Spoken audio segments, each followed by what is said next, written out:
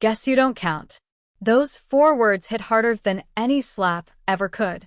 I stared at the folding chair positioned perfectly between 2 overflowing garbage bins, my name carved, taped crooked to the metal back like an afterthought. The June heat pressed against my skin as the scent of rotting flowers and leftover catering mingled with my sister's expensive perfume. String lights twinkled overhead in the garden like fallen stars, mocking the beauty of this moment with their gentle glow.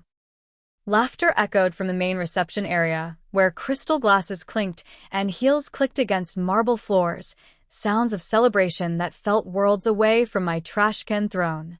Mom adjusted her pearl necklace, the one Grandma left her, and turned her gaze deliberately toward the bridal party photos happening near the fountain. Dad straightened his tie and walked past me like I was invisible, his shadow not even pausing to acknowledge my existence. 26 years of this dance, and they still chose their steps carefully around their golden daughter, while leaving me to stumble alone. I could have screamed, could have stormed over to that main table where Rachel sat in her $1,000 dress, could have demanded answers, could have made a scene that would echo through family gatherings for years to come. Instead, I smoothed my navy dress, the one I'd bought specifically because Rachel said it was appropriate for my role, and sat down quietly on my designated chair of shame. The Riverside Country Club stretched before me in all its manicured glory, every hedge trimmed to perfection, every flower bed arranged like a magazine spread. This was supposed to be the wedding of the year in our small Ohio town, complete with ice sculptures and a 7-tier cake that cost more than most people's cars. The kind of celebration where being seated outside meant more than just missing the air conditioning. It meant being erased from the story entirely. But this wasn't the first time I'd been written out of Rachel's narrative. Growing up, it was always Rachel the smart one and Rachel the pretty one, while I became background noise in my own family photos. When she made varsity cheerleading in 9th grade, they threw a party. When I graduated valedictorian 2 years later, they were too busy planning her Sweet 16 to notice my achievement. The pattern carved itself deep. Rachel shined, I shadowed. Rachel soared, I served. The memory that cut deepest happened on my 18th birthday. I'd worked double shifts all summer to save for college, finally ready to announce my full scholarship to Northwestern. But that same morning, Rachel announced her engagement to Derek, her college boyfriend whose family owned half the real estate in 3 counties. My scholarship news got buried under wedding planning discussions that lasted until my birthday cake sat forgotten in the fridge, candles never lit. Now, sitting beside these trash cans like discarded party favors, I felt the weight of the silver jewelry box in my purse, the one thing that would change everything. The box I'd planned to give Rachel as a peace offering, filled with our grandmother's antique brooch and a heartfelt note about sisterly love and new beginnings. But that was before I discovered what was really inside Derek's heart. Well. Rachel's voice cut through my thoughts like silk over steel. She approached with her maid of honor flanking her like bodyguards, her dress flowing behind her in calculated perfection. Looks like they finally put you where you belong, little sister. Next to the rest of the garbage. She smirked, that same expression she'd worn when she stole my prom date, when she borrowed my college essay ideas, when she convinced our parents that my depression medication was just me being dramatic. The smirk that said she owned the world, and I was just renting space in it. How fitting, she continued, her voice honey-sweet with poison underneath. You never did know how to fit in with quality people. The gathered bridesmaids tittered like wind chimes in a storm, their laughter sharp and practiced. I could feel the eyes of nearby guests turning our way, phones potentially recording this perfect moment of humiliation for social media posterity. I stood slowly, the metal chair scraping against concrete with a sound like fingernails on chalkboard. You're absolutely right, Rachel. My voice came out steady, quiet, carrying just far enough for her inner circle to hear. I never did learn how to fake it like you do. Her smirk faltered for just a millisecond, a crack in her perfect facade that only I would notice after 26 years of studying her moods. What Rachel didn't know was that 3 days ago, Derek had shown up at my apartment at 2 a.m., drunk and sobbing about his mistake of a marriage. He'd confessed everything. How he'd been cheating on Rachel with her best friend Melissa for 8 months, how he was only marrying her for the trust fund she'd inherit next year, how he planned to file for divorce the moment the money cleared. He'd begged me to keep his secret, not knowing that his drunken confession was being recorded by my phone, accidentally activated when he'd knocked over my purse. The recording wasn't something I'd planned to use.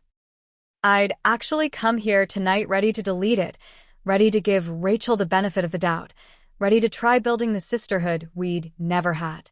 But sitting next to trash cans while she celebrated her fake fairy tale changed my perspective entirely. I reached into my purse and pulled out the silver box, its surface catching the string lights like captured lightning. But instead of the antique brooch and loving note I'd originally planned, I'd printed out the transcript of Derek's confession and Derek's text messages to Melissa, screenshots he'd shown me while crying about his complicated feelings. The evidence sat nestled in tissue paper, like a time bomb waiting for the perfect moment. "Since I clearly don't belong at the family table," I said, walking toward the gift table positioned strategically between the main reception and the photo area, "I'll just leave your present where it belongs." I placed the silver box carefully among the other wrapped offerings, making sure Rachel's name was clearly visible on the elegant tag. The box looked innocent enough, expensive silver catching the light, tied with white ribbon that matched her dress. No one would suspect that inside lay the complete destruction of her perfect wedding narrative. Rachel watched me with growing confusion. This wasn't how our confrontations usually went. Usually, I fought back with tears or angry words that made me look unstable while she maintained her composed victim act. But tonight felt different. Tonight, I was done playing her game by her rules. "Running away again?" she called after me, loud enough for the gathering crowd to hear. "Just like when things get tough?" I paused at the edge of the reception area, looking back at her one last time. She stood there in her designer gown like a queen surveying her domain, completely unaware that her kingdom was about to crumble. The irony tasted sweet on my tongue. For once, I knew something she didn't. Not running, Rachel. Just choosing better company. I turned toward the exit, leaving her standing there with her mouth slightly open, unsure how to respond to my unexpected calm. As I walked through the country club's front doors, I heard the band transitioning into dinner music and the master of ceremonies announcing that gifts would be opened during the meal. Perfect timing, really. In about 10 minutes, someone, probably Derek's mother who had eagle eyes for expensive presents, would open that silver box expecting to find jewelry or money. Instead, they'd find Derek's confession printed in bold letters. "I'm only marrying Rachel for her trust fund. I've been cheating with Melissa for months.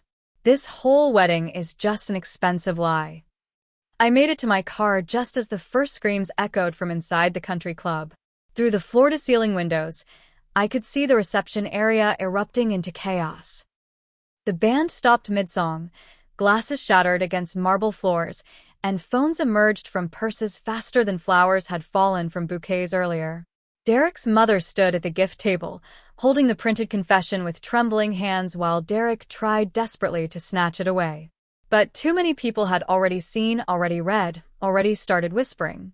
Melissa was crying into her hands while her husband demanded answers.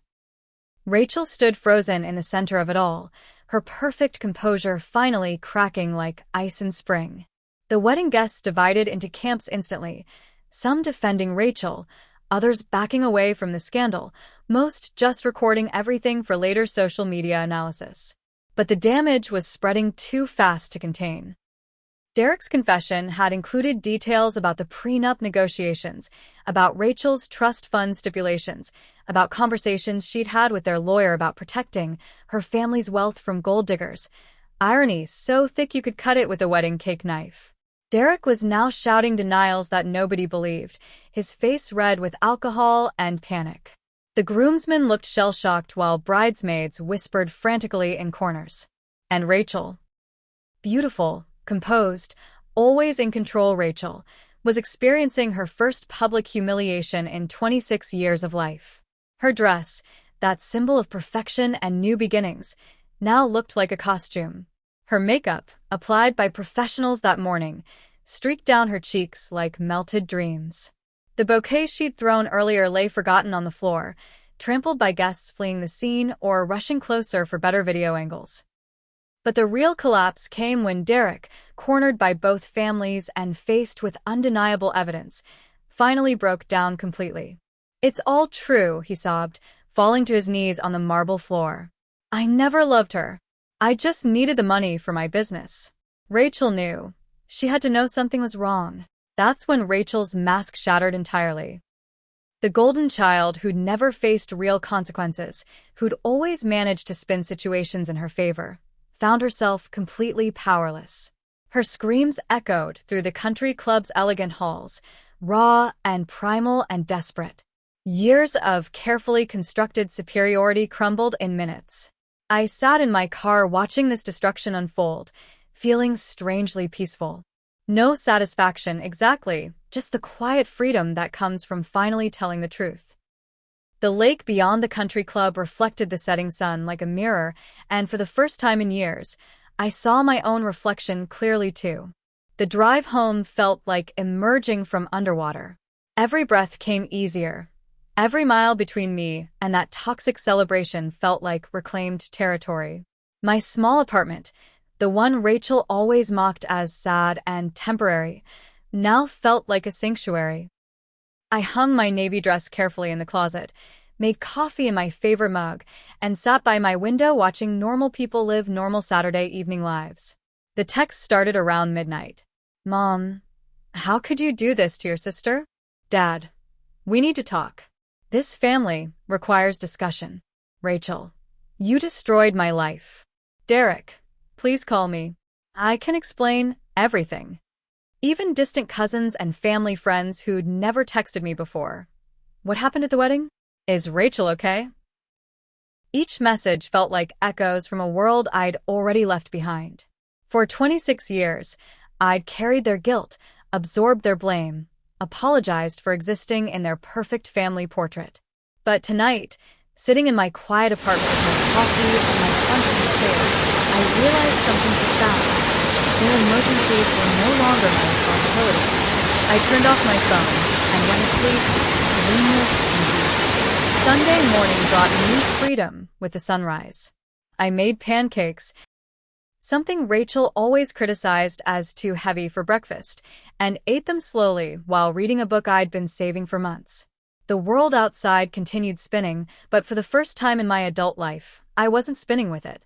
By noon, my phone showed 47 missed calls and countless text messages. Family members, wedding guests, even local news stations had somehow gotten my number.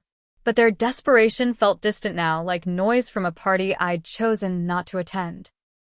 The turning point came when I finally read one text that broke through my peaceful bubble.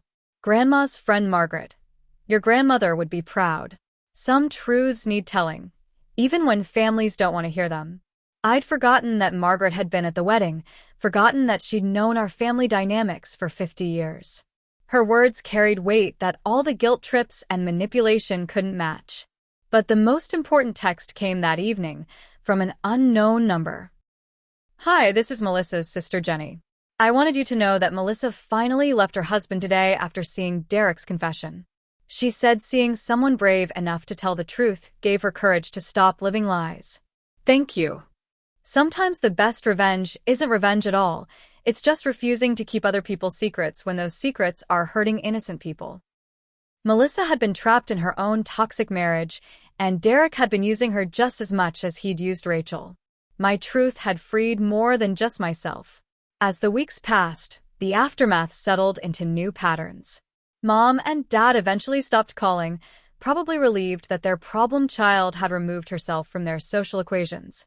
Rachel moved back home temporarily, her trust fund frozen pending a family investigation into Derek's claims.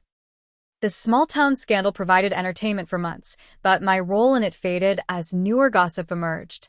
The strangest gift came 3 months later, an actual gift this time, not evidence or confrontation. Rachel sent a simple card with 2 sentences. "I finally understand why you never fought back before. Sometimes walking away is the strongest thing you can do." It wasn't an apology exactly, but it was acknowledgement. And sometimes acknowledgement matters more than sorry ever could. Now, sitting by my window with coffee that tastes like freedom and silence that sounds like peace, I understand something I'd never grasped before. Family isn't always the people who share your blood. Sometimes it's the people who choose to see your worth when your blood family refuses to look. The trash cans at that wedding reception were meant to mark my place in the family hierarchy. Instead, they marked the exact spot where I finally learned to value myself enough to walk away from people who never valued me at all. Have you ever had to walk away from your own family to find yourself?